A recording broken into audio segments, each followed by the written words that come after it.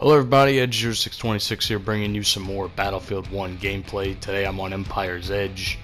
This is probably one of the best efforts you'll ever see me make in a losing game, because that's exactly what we did here. We lost this game, and lost it pretty hard. Once again, the shitty teammates reared their ugly heads, as I was trying to say, but my fucking mouth did not want to say the words. Anyway. So basically what this video is going to be, speaking of shitty teammates, and that kind of connects to a past video I made a little while ago titled Battlefield 1 What Went Wrong, and it's basically me discussing all the problems I think this game has at this moment in time. Now, once again, I want to reiterate, not that this game is absolutely horrible. It's certainly not as bad or terrible looking or plays that horribly, but there are some issues which I wish could be fixed, and obviously, and during this period of time, DICE doesn't seem that they want to do that, or even just something I wish the community could fix. So, by the way, if you want to go watch that video, I'll leave the link to it down in my description below, along with all my other social media links and shit that you can also search up. So with that being said, let's talk about some stuff. So what else is wrong with this game? The spacing of the DLCs to me is definitely another issue which I wish could be addressed, but obviously it doesn't seem like anything's going to happen anytime soon. So let me let you in on a little secret. You know how long it took for They Shall Not Pass to drop its second portion of maps, which has been throughout the summer, obviously, unless you live if you live under a rock. They Shall Not Pass initially dropped in February of early 2017, obviously. I don't know if it was mid or late, but it was definitely around like mid to late-ish of the month.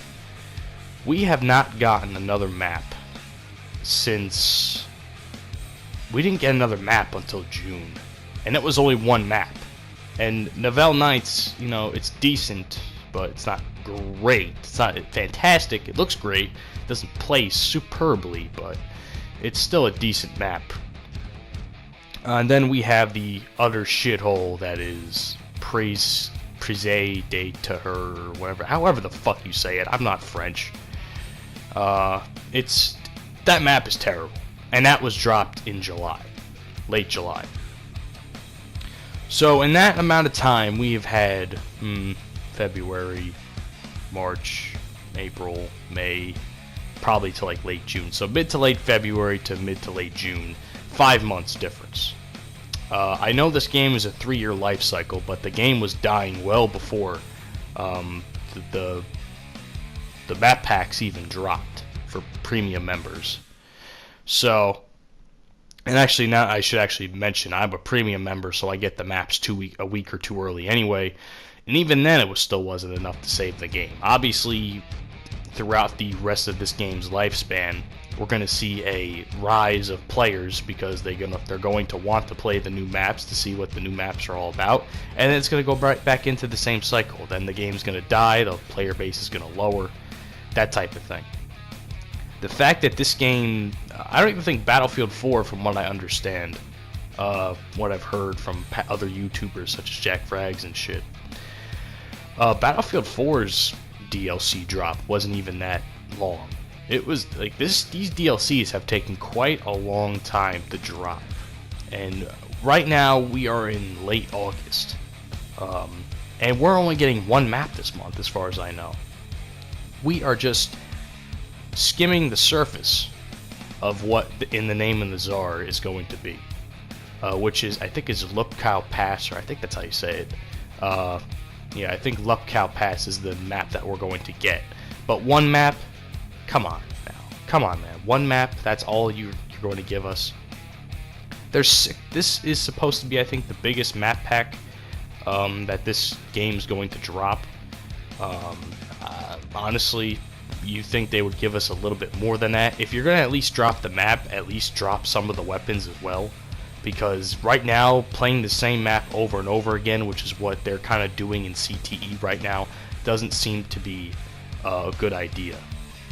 If you don't know, CTE is available for console, but I'm not going to bother to download the 50 gigabytes, regardless of whether I have the space or not with my hard drive. But it just doesn't seem worth it to me to play the same map over and over and over again.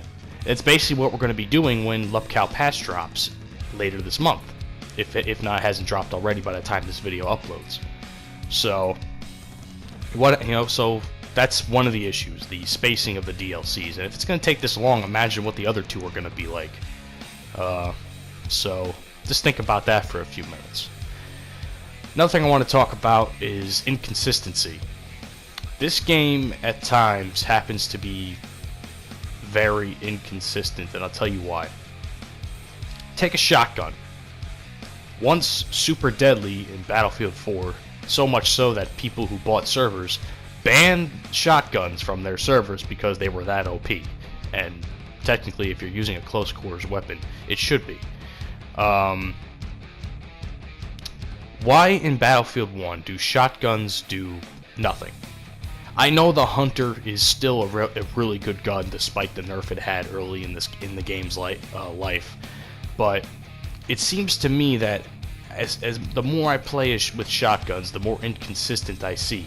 Because why do I get dropped in one shot at a relatively far distance, especially with guns like the Slug? I've been shot from maybe 50 feet away from a Slug, give or take. And I try to do the same thing to people. Actually, I think I have done it once with a Hunter, but that was before the nerf, I think. I get killed with a Slug, but when I try to kill people with the Slug, I get a hit marker from that distance. What the fuck?